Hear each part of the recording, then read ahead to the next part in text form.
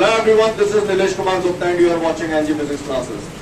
पिछले टर्म पे मैंने आप लोगों को मोशन इन वर्टिकल सर्कल पढ़ाया था, जिसमें मैंने बताया था कि जब ऑब्जेक्ट हाईएस्ट पॉइंट पर होता है तो जो डोरी होती है उसके अंदर टेंशन फोर्स कितना होता है, क्रिटिकल वेलोसिटी कितनी होती है, kinetic energy, potential energy, total energy और एंगुलर वेलोसिटी, ये सारी चीजें हमने हाईएस्ट पॉइंट पे भी निकाली थी, लोएस्ट पॉइंट पर यानी कि बॉटम पॉइंट पर भी निकाली थी और मिडिल पॉइंट भी मिडिल पॉइंट पर भी हम लोगों ने ये सारी चीजें कैलकुलेट की थी, राइट। उसी कड़ी में हम लोग आगे बढ़ने जा रहे हैं। इसके बाद हमारे को एक नोट दिया गया है। क्या दिया गया है? एक नोट दिया गया है। तो उस नोट में क्या कहानी है वो मैं आपको समझाने की कोशिश कर रहा हूं। उस नोट में ये दिया गया है कि भाई जैसे ये वर्टिकल सर्कल है, this is the vertical circle, right. आपको याद होगा आपने हाईएस्ट पॉइंट को नाम दिया था P, मिडिल पॉइंट को आपने नाम दिया था Q, बॉटम पॉइंट को आपने R और S, ऐसा करके था। सीख क्लियर है सभी को? किसी को कोई दिक्कत इसमें? सबको बात समझ में आती है। आपने हर इस पॉइंट पर, इस पॉइंट पर और इस पॉइंट पर सारी वैल्यूज निकाली थी, लेकिन अगर किसी बच्चे ने मुझसे ये पूछ लिया कि भैया इस पॉइंट पर वेलोसिटी कितनी होगी, है ना, इस पॉइंट पर वेलोसिटी कितनी होगी, यानी टॉप, बॉटम और मिडिल पॉइंट को छोड़कर अगर किसी अदर पॉइंट पर वो हमसे क्रिटिकल वेलोसिटी पूछे या डोरी में टेंशन फोर्स कितना होगा वो पूछे, समझ पा रहे हैं मेरी बात को? तो उसके लिए हमारे पास एक शॉर्टकट फॉर्मूला है जो आप लोगों को कॉम्पिटिटिव एग्जाम वगैरह में बहुत काम आता है। उसका फॉर्मूला होता है, जैसे सपोज करिए ये एक पॉइंट है जिसपे मैंने मान लिया इस पॉइंट को एन नाम दे दिया, तो एन पॉइंट पर वेलोसिटी हो गई, है ना। एन पॉइंट पर जो वेलोसिटी होती है उसका शॉर्टकट फॉर्मूला है √GR ब्रैकेट में 3 + 2 cos थीटा, और इस पॉइंट पर डोरी में टेंशन जो होगा that is 3 mg × 1 + cos theta. ये फॉर्मूलाज होते हैं, यानी टॉप, बॉटम और मिडिल पॉइंट को छोड़कर अगर आपको किसी भी पॉइंट पर क्रिटिकल वेलोसिटी निकालनी है तो आप फॉर्मूला लगाएंगे √GR 3 + 2 cos थीटा। किसी भी पॉइंट पर अगर आपको टेंशन निकालना है तो 3 mg 1 + cos थीटा, ठीक है। इसको थोड़ा सा समझने की कोशिश करते हैं, ट्राई टू अंडरस्टैंड एवरीवन। पहले मुझे एक बात बताइए, ये देख रहे हो और इसको भी देख रहे हो, इन दोनों के बीच कितने डिग्री का एंगल है? 90 डिग्री का एंगल है। एक लाइन ऐसे, एक लाइन ऐसे, 90 डिग्री का एंगल है। अब ये एंगल 90 से छोटा है या बड़ा है? अब 0। अब ये एंगल 0 डिग्री हो गया क्योंकि दोनों एक ही डायरेक्शन में आ गए, राइट। अब अगर मान के चलिए 0 से मैं धीरे धीरे करके इसे बढ़ाता चलूं तो ये एंगल कितना हो गया? 90 डिग्री। जो बोल रहा हूं आपको समझ में आता है? अच्छी बात है। मान के चलिए एक डोरी है और एक डोरी से पत्थर बना हुआ है और उस डोरी को आप घुमा नहीं रहे हो, बस आपने उसके एक एंड को पकड़ लिया है, तो बताओ पत्थर कहाँ रुकेगा? नीचे बोले तो कौन से पॉइंट पर? हाँ, R पॉइंट पर या बॉटम पॉइंट पर। सही बोल रहा हूँ। किसी भी डोरी से अगर आप एक पत्थर बांध रहे, मान के चलिए ये डोरी है, इससे पत्थर बांध लिया और इस एंड को मैंने पकड़ लिया, कोई घुमा नहीं रहा हूं, तो सिचुएशन ऐसी होगी। यस और नो? बोला भैया यस और नो? ये नॉर्मल पोजीशन है। अब मैं इसे घुमाना शुरू करूंगा, सोच समझ के जवाब देना। मैं इसे घुमाना शुरू कर रहा हूँ और घुमाते घुमाते यहाँ तक ले आया, ठीक है। तो आप मुझे बता सकते हो कितने डिग्री के एंगल से घूम गया? 90 डिग्री के एंगल से घूम गया। सही बोल रहा हूँ। चाहे यहाँ से यहाँ तक घुमा लो तो 90, यहाँ से यहाँ तक घुमा लो तो 90, और यहाँ से यहाँ तक घुमा लो तो 180 डिग्री। सही बोल रहा हूँ ना? बात समझ में आ रही है सभी को? तो लिसन एवरीवन, मुझे मालूम नहीं आपको याद है या नहीं है, लेकिन आपको याद होगा P पॉइंट पर हमने जो क्रिटिकल वेलोसिटी निकाली थी VP = √GR, याद आ रहा है? आपने Q पॉइंट पर वेलोसिटी निकाली थी VQ = √3GR, और आपने R पॉइंट पर वेलोसिटी निकाली थी √5GR। आपको याद है? बाई चांस आप इन फॉर्मूलाज को भूल गए, बाई चांस आपको इन फॉर्मूलाज को आप भूल गए, तो ये रामबाण और ब्रह्मास्त्र की तरह आपको काम करेंगे। कॉम्पिटिटिव एग्जाम में जो बच्चे होते हैं वो यूजुअली इन फॉर्मूलाज को याद करते हैं, इससे किसी भी पॉइंट पर वेलोसिटी और टेंशन फोर्स निकाला जा सकता है। आपको याद होगा आपने P पॉइंट पर टेंशन निकाला था, दैट वाज 0। Q पॉइंट पे आपने टेंशन निकाला था, दैट वाज 3 mg, और R पॉइंट पे आपने टेंशन निकाला था, दैट वाज 6 mg, है ना। आप भूल गए तो कोई टेंशन वाली बात नहीं है, आप इधर आ जाओ, इससे निकाल सकते हैं। कैसे निकाल सकते हैं मैं आपको ये बता रहा हूँ कि फॉर्मूलाज का यूज कैसे होता है, राइट। सपोज करिए बॉडी इस पॉइंट पर होती है, लोएस्ट पॉइंट पर, लोएस्ट पॉइंट से यहाँ चली गई तो यहाँ एंगल कितना हो गया, और अगर बॉडी यहाँ की वजह यही रहती, आर पॉइंट पर एंगल कितना है, मानते हो। तो देखो आर पॉइंट पर एंगल 0 है, तो एंगल 0 रख रहा हूँ, ठीक है, मैं आर पॉइंट की बात कर रहा हूँ, एंगल 0 रख रहा हूँ, तो cos 0, cos 0, यस सर का cos 0 का 1, cos 0 कितना होता है 1 का मल्टीप्लाई 2 से करूंगा, 2 + 3, 5 का मल्टीप्लाई GR से करूंगा, या गया करूँ 5 दिया। समझ आ रही बात। थीटा 0 इसमें रखूंगा टेंशन फोर्स निकालने के लिए, इस पॉइंट पे टेंशन निकालना है, थीटा 0 रखूंगा, cos 0 1 + 1 2 3 क्या आ गया, नहीं बस क्लियर है। अच्छा इस पॉइंट पर ये इस पॉइंट पर आ जाता ऑब्जेक्ट, तो एंगल कितना हो जाता, 90, थीटा 90 रखूंगा, cos 90, दिमाग का सही मत करो, cos 90 0 का मल्टीप्लाई 2 से करूंगा, 0 + 3, 3 का GR से मल्टीप्लाई करूंगा, आ गया करूँ 3 GR। टेंशन निकालते हैं इस पॉइंट पर, इस पॉइंट पर टेंशन निकालने के लिए थीटा कितना रखूं, कितना रखूं 90, थीटा 90 रखा, cos 90 0 + 1 1 का मल्टीप्लाई 3 mg से करूंगा, समझ में नहीं आई हुई बात, समझ में आ रही है सभी को। तो यार इससे हम किसी भी पॉइंट पे निकाल सकते हैं। सपोज करिए मैं यहाँ से यहाँ इस पॉइंट पे पहुंच जाता हूँ, इस पॉइंट पे, तो यहाँ से यहाँ तक पहुंचा तो थीटा कितना हो जाएगा 180। आप जानते हो तो अच्छी बात है, नहीं तो एक दो दिन में मैं आपको सिखाने वाला हूँ। फिलहाल आप याद रखें cos 180 डिग्री की वैल्यू होती है -1, क्लियर। cos 180 की वैल्यू कितनी होती है, तो चलो अगर ऑब्जेक्ट यहाँ से यहाँ पहुंचेगा तो थीटा कितना रखूंगा मैं, नहीं थीटा 180 रखूंगा, एंगल कितना रखूंगा 180। तो चलो इस पॉइंट पर वेलोसिटी निकालते, तो वेलोसिटी निकालने के लिए थीटा 180 रखना पड़ेगा, cos 180 -1 का +2 से मल्टीप्लाई करूंगा तो -2 + 3 -2 + 3 +1 का √GR से मल्टीप्लाई करूंगा, आ गया। टेंशन निकालते हैं, थीटा कितना रखा है 180, cos 180 -1 का प्लस से मल्टीप्लाई होगा तो -1 ही रहेंगे, -1 + 1 0 का मल्टीप्लाई 3 mg से करूंगा। आपको मेरी बात समझ में आ रही है। तो इससे हम किसी भी पॉइंट पर टेंशन और ये वेलोसिटी निकाल सकते हैं। आई hope you understand guys, got it my point everyone, सबको क्लियर है। तो एक बार वो जो नोट दिया है, नोट में ये 2 फॉर्मूलाज लिखे, इसको समझ लो। अच्छा एक बात और बताओ, मैं ऑब्जेक्ट को यहाँ से यहाँ ले गया तो कितने डिग्री का एंगल बन गया 90। तो आपने जो एंगल मेजर करना शुरू किया वो लोएस्ट पॉइंट से ही तो आपने एंगल को मेजर करना शुरू किया, यस और नो, बात समझ में आ रही है। लोएस्ट पॉइंट से क्यों किया, क्योंकि नॉर्मल पोजीशन में डोरी ऐसे ही तो लटकेगी। I hope you understand, same clear है। पढ़ लो आप ये दोनों नोट में, ये 2 पॉइंट लिखे हैं, इसको पढ़ लो और एंगल आपको समझ में आ गया लोएस्ट पॉइंट से क्यों मेजर किया जाता है। इतना रीड कर लो फिर आगे की बात करूंगा। इसके बाद मैं आगे बढ़ रहा हूँ, गौर से देखिएगा। सब लोगों को इतनी बात समझ में आ गई है, हाँ अच्छी बात है। अगर आपको इतनी बात समझ में आ गई तो मैं आगे की बात करता हूँ। आपको इसे ये फॉर्मूलाज कॉम्पिटिटिव एग्जाम में बच्चे डायरेक्ट याद रखते हैं और स्पीड काफी फास्ट होनी चाहिए, ज्यादा कैलकुलेट करने के लिए समय होता नहीं है, राइट। तो आपको टॉप पॉइंट पर वेलोसिटी तो याद रहेगी, याद है ना, VP = BC = √GR हम बोलते थे। पॉइंट नंबर जानते हो कौन कौन से होते हैं 1 3 5। अच्छा ऊपर से नीचे आएंगे तो स्पीड बढ़ेगी या घटेगी, है बढ़ेगी, √GR। अगला ऑर्डर नंबर 3 होता है √3GR, √5GR, √GR, √3GR, √5GR। में रैपट 7 कैसे है, यहाँ से फिर घटना चालू, भैया ऊपर से नीचे बढ़ रही है, अब नीचे से ऊपर को घटेगी ना तो वही आ जाएगी, समझिए पागल से हो जाते हैं एकदम, क्लियर। टेंशन फोर्स इस पॉइंट पर 0 3 mg 6 mg याद रखना पड़ेगा, क्लियर। अब मेरी बात ध्यान से सुनिएगा सभी लोग। सपोज करिए मुझे काइनेटिक एनर्जी निकालनी है, काइनेटिक एनर्जी कौन से पॉइंट पर, P पॉइंट पर। तो kinetic energy at point P क्या फॉर्मूला काइनेटिक एनर्जी का?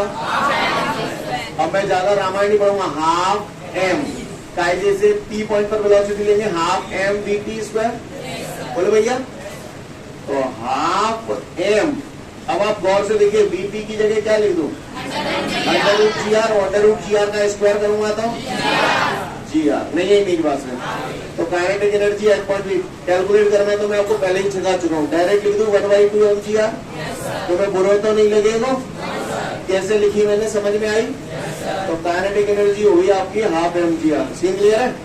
अब आप गौर से देखिए, काइनेटिक एनर्जी यहाँ पर 1/2 एम जी आर। अब आप बताओ, ऐसे से ऐसे नीचे आओगे तो काइनेटिक एनर्जी बढ़ेगी या घटेगी?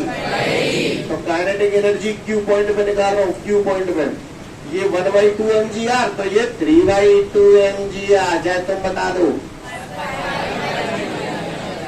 सीन आ रहा है, फ्लो बन रहा है आपका? जहाँ पे kinetic energy 7/2 M G R. समझ गए? और छोटा सा पजल और दूंगा आपको। अब आपको पोटेंशियल एनर्जी पी पॉइंट पे खुद बतानी है, टोटल एनर्जी पी पॉइंट पे खुद बतानी है, ठीक है? और एंगुलर वेलोसिटी पी पॉइंट पे खुद बतानी। चलो पहले इतना कैलकुलेट करो, अलग से कहीं की रफली करना, रफली, ठीक है? करो इसे। लिसन एवरीवन, तुम लोग गलत काम कर रहे हो, पॉलिटिक नहीं रहे हो, सॉरी टू से। इधर देखो, पोटेंशियल एनर्जी पी पॉइंट पर एम जी। अब मुझे हाइट चाहिए, तो इस पॉइंट की यहां से हाइट कितनी होगी? ये डायमीटर हो गया। डायमीटर क्या होता है? 2r। नहीं बस सीख गया है? मुझे पोटेंशियल एनर्जी चाहिए क्यू पॉइंट पर, तो एम जी क्यू पॉइंट पे हाइट कितनी है? इसके बराबर है। और ये क्या है? रेडियस ही तो है। मेरे समझ में ना आ रही। अच्छा, पोटेंशियल एनर्जी मुझे जाते चाहिए, सबका मतलब है जीरो, जीरो का नहीं है। क्लियर? M G. अब इसकी हाइट कितनी है? तो जो जमीन पे इधर होगा हाइट 0 हो जाएगी, तो 0 का मल्टीप्लाई एम जी से होगा तो क्या होगा? तो डायरेक्ट 0 लिख दूं? दिमाग का दही तो नहीं कराओगे? ठीक है, आप महान हो। भाई टोटल एनर्जी निकालिए। टोटल एनर्जी का फॉर्मूला पढ़ा था हम लोगों ने, kinetic energy plus kinetic energy दे रही 1/2 एम जी आर, और पोटेंशियल एनर्जी पी पॉइंट पे दे रही 2 एम जी आर। तो डायरेक्ट लिख दूं? कितना लिख दूं? 5/2 एम जी आर। ऐसे ही यहाँ पर निकालते हैं। Total energy at point Q 3/2 M G R, kinetic energy plus potential energy, दोनों जोड़ोगे तो ये भी कितनी आ जाएगी? क्योंकि टोटल एनर्जी तो हमेशा कंजर्व रहती है ना। जहां में जाए जोड़ोगे तो कहा आ जाएगा? नहीं आई, नहीं आई, पका। अच्छा, एंगुलर वेलोसिटी अगर तुम्हें याद हो तो मुझे ना पक्का भरोसा तुम्हें याद है, under root G upon R I यदि ये करके बताऊं, कर देता हूँ, बहुत कर दूं, इतना कर रहा हूँ। क्लियर है? सब करवा चुका हूँ, प्रूव ऑलरेडी। ये under root G upon R, तो ये होता है under root 3g upon R. वही वेलोसिटी वाला कॉन्सेप्ट लग रहा है, समझ गए?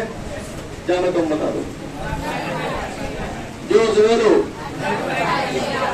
5g अपॉन ठीक है सभी को?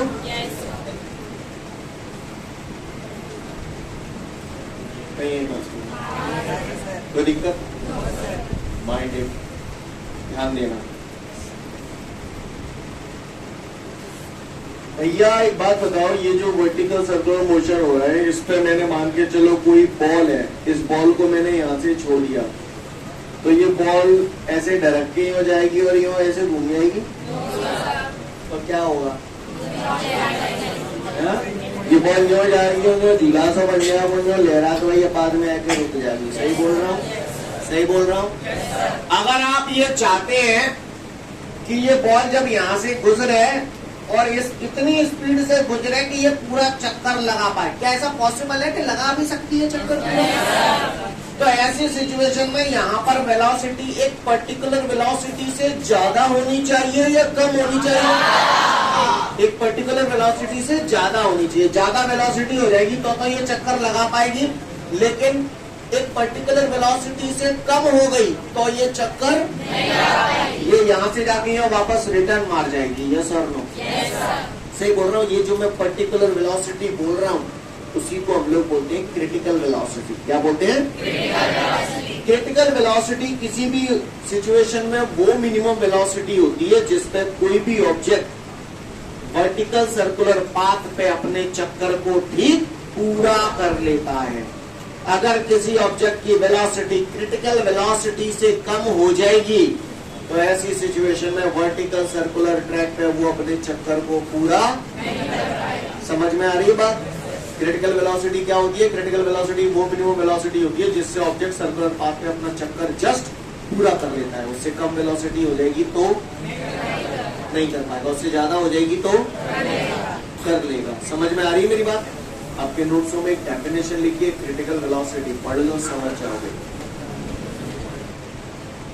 तो क्लियर है ना? इस पॉइंट पर अगर मैं चाहता हूँ चक्कर पूरा कर ले तो इसके लिए वेलोसिटी जो होनी चाहिए या तो √5gr हो या उससे ज्यादा हो, तभी चक्कर पूरा हो पाएगा। उससे कम हो गई तो नहीं हो पाएगा। इसीलिए मैंने लिखा है VR या तो ग्रेटर देन हो या इक्वल टू √5। ऐसे ही यहाँ पर वेलोसिटी या तो √gr हो या उससे बड़ी हो, ऐसे यहाँ पर या तो √3gr हो या उससे बड़ी हो तो चक्कर पूरा कर पाएगा।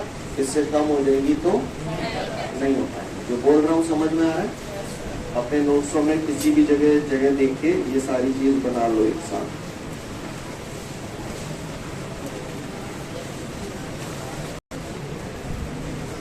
इसके बाद आप लोगों के सामने नेक्स्ट क्वेश्चन है।